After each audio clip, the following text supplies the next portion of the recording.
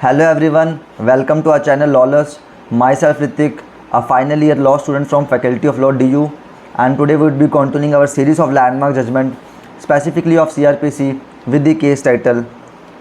Ajay Kumar Parmar versus state of Rajasthan. ये case mainly deal करता है उन केसेस से कि जब कुछ केसेस होते हैं जो एक्सक्लूसिवली कोर्ट ऑफ सेशन के द्वारा ही ट्रायबल होते हैं, तो क्या उन केसेस में मैजिस्ट्रेट के पास पावर होती है कि वो ट्रायल कंडक्ट करवा सके या उसमें अपना कोई डिसीजन सुना सके। चलिए सबसे पहले इस केस के फैक्ट्स को समझते हैं। इस केस में होता है कि जो एग्रीव्ड है ना, उसके साथ रेप हुआ होता है और वो ना पहले तो पुलिस स्टेशन जाती है, पर पुलिस ना उस पर सही से इन्वेस्टिगेशन नहीं करती, जिसके बाद उसे डीएसपी के पास जाना पड़ता है और वहाँ भी उसे एक सेटिस्फैक्ट्री जो है वो रिज़ल्ट नहीं मिलता। इसीलिए वो ना सीजेएम के पास जाती है, चीफ जुडिशल मैजिस्ट्रेट के पास जाती है और एक फॉर्मल कंप्लेन लॉन्च करती है, जिसमें वो कहती है कि पुलिस जो है वो इन्वेस्टिगेशन ठीक ढंग से नहीं कर रही, और ना एक एप्लीकेशन फ़ाइल करती है कि वो अपनी स्टेटमेंट रिकॉर्ड करवाना चाहती है अंडर सेक्शन 164 ऑफ सीआरपीसी में। जब उसने एफआईआर लॉन्च करवाई होती है तब उसने वो कहते हैं कि उसके अगेंस्ट में रेप हुआ है, लेकिन जब वो सेक्शन 164 ऑफ सीआरपीसी में जो वो मैजिस्ट्रेट के सामने अपना बयान देती है, तो उसमें वो अपनी ही स्टेटमेंट को कॉन्ट्राडिक्ट कर देती है और वो कहते हैं कि जो उसने पहले जो एफआईआर लिखवाई थी वो कहीं ना कहीं किसी फॉल्स ग्राउंड्स पे थी और वैसा कुछ नहीं है। तो इसी बेसिस पे बाद में चार्जशीट फाइल होती है, ये सब होता है, और इसी बेसिस पे जो मैजिस्ट्रेट है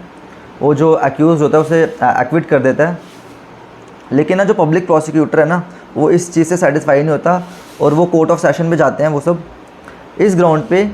क्योंकि इस केस में जो चार्जेस लगे थे वो सेक्शन 376 ऑफ आईपीसी में लगे थे, और ये जो रेप के जो चार्जेस होते हैं वो एक्सक्लूसिवली कोर्ट ऑफ सेशन के द्वारा ट्रायबल होते हैं। तो पब्लिक प्रोसिक्यूटर की ये कंटेंशन थी कि जिस केस में मैजिस्ट्रेट के पास पावर ही नहीं है कि वो उस पर अपना डिसीजन सुनाए, तो वही सेम चीज़ इस केस में मैजिस्ट्रेट ने की है, तो इसीलिए उसका डिसीजन जो है वो सेट असाइड होना चाहिए। और जो कोर्ट ऑफ सेशन है वो यही करती है, वो जो मैजिस्ट्रेट का डिसीजन था उसे सेट असाइड कर देती है और बाद में मामला जाता है हाई कोर्ट में, और हाई कोर्ट भी सेम चीज़ ही इस पर एग्री करती है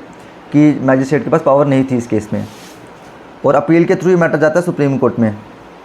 जिसका इशू भी यही है कि वेदर मैजिस्ट्रेट कैन एक्विट और discharge accused without committing case to court of session in such offences which are exclusively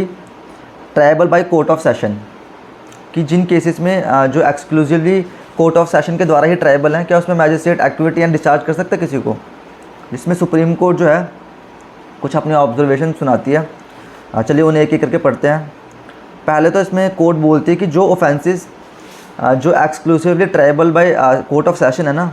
उस पर मैजिस्ट्रेट जो है वो प्रूव नहीं कर सकता, और अगर उसको लग भी रहा है कि जो एक्यूज़ है वो कहीं ना कहीं गिल्टी नहीं है, तो वो अपना जो मैजिस्ट्रेट है वो अपना डिसीजन नहीं सुना सकता उन केसेस में। और अगर उसे कुछ देखना ही है तो वो ये चीज़ देखेगा कि इसमें जो प्रोविजंस हैं वो कौन कौन से लगे हैं, और क्या मैजिस्ट्रेट के पास पावर है कि उन प्रोविजंस पे वो उस पर ट्रायल कंडक्ट करवा सके या नहीं। और अगर ऐसा नहीं है तो उसकी ड्यूटी है कि उसे जो मैटर है वो कोर्ट ऑफ सेशन में भेजना पड़ेगा। दूसरा पॉइंट जो इसमें सुप्रीम कोर्ट कहती है वो ये कि ना जो जुडिशल मैजिस्ट्रेट है ना, इन केसेस में जो matter exclusively triable by court of session है, इन केसेस में जुडिशल मैजिस्ट्रेट जो है वो जो अपेलेंट है इसके डिफेंस के लिए एविडेंस नहीं ले सकता, मतलब एविडेंस नहीं लेगा, क्योंकि ये कहीं ना कहीं फिर मैटर ट्रायल की तरफ जाएगा, और मैजिस्ट्रेट के पास इन केसेस में पावर ही नहीं कि वो ट्रायल कंडक्ट करवा सके। और अगर मैजिस्ट्रेट ऐसा कुछ करता है तो वो इस जो हमारा कोड है इसका पर्पज़ ही डिफीट कर देगा। अगर मैजिस्ट्रेट को किसी डॉक्यूमेंट्स पे रिलाई करना ही है तो वो जो इन्वेस्टिगेटिंग एजेंसी है वो जो डॉक्यूमेंट देती है, क्योंकि एंड में वही चार्जशीट जो फाइल होती है उस बेसिस पे होती है, और जो कॉग्निजेंस लिया जाता है वो भी उसी बेसिस पे लिया जाता है। तो मैजिस्ट्रेट उन डॉक्यूमेंट्स पे रिलाई कर सकता है, बट वो कोई एविडेंस नहीं ले सकता किसी पार्टी से जो कहीं ना कहीं ट्रायल की तरफ जा रहा हो। यही दो मेन ऑब्जर्वेशन थी इस केस में। और इसी तरह हमारी लैंडमार्क जजमेंट की सीरीज़ को सपोर्ट करने के लिए आप हमें फॉलो कर सकते हैं। Thank you.